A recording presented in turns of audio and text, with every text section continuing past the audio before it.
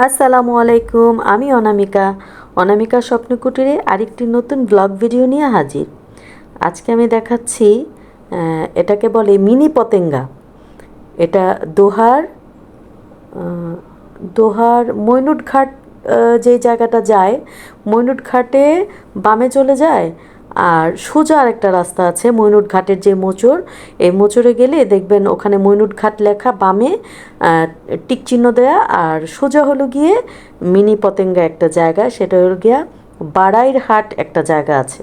হ্যাঁ, বাড়াইর হাট বা এরকমই একটা নাম, বারার হাট এরকম একটা জায়গার নাম আছে।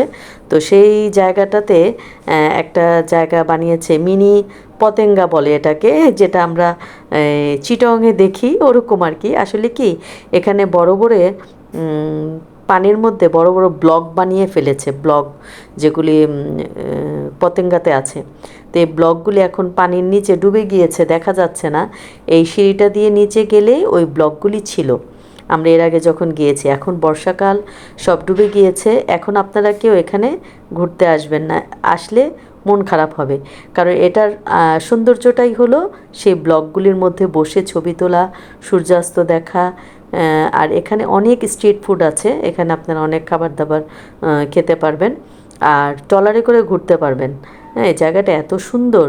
সবাই এখন এখানে বিকেলবেলা মাছ ধরছে, কেউ ফুচকা চটপটি খাচ্ছে, কেউ ভাজা পোড়া খাচ্ছে। বললাম তো অনেক স্ট্রিট ফুড আছে। তারপরে গ্রামের কারো বাসায় পেঁপে হয়েছে, বেল হয়েছে, লেবু হয়েছে, সেটাই এখানে বিক্রি করছে। আপনি একদম টাটকা জিনিসপত্রও কিনতে পারবেন। আমরা অনেকক্ষণ ছিলাম, সূর্যাস্ত দেখলাম, খুবই ভাল লাগলো। এটা কিন্তু পদ্মা নদী। হ্যাঁ, পদ্মা নদী।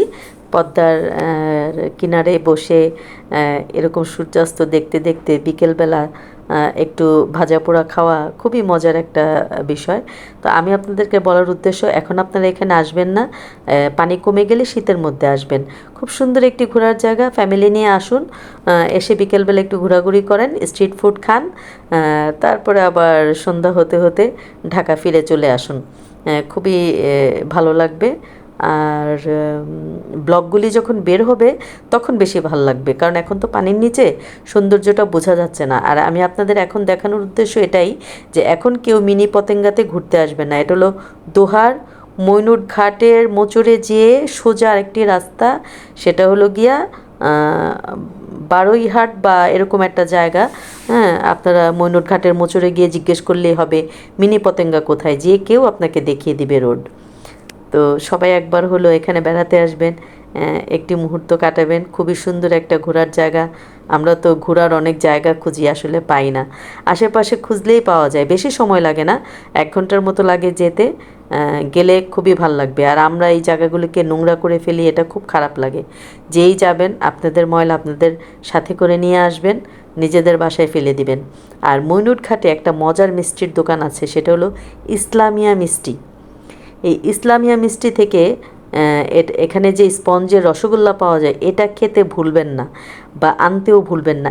এত টেস্টি এই মিষ্টিটা, এত মজা, মানে আপনি এক বসায় যারা মিষ্টি লাভার তারা অনেকগুলি খেয়ে ফেলতে পারবেন। ভালো থাকবেন সবাই।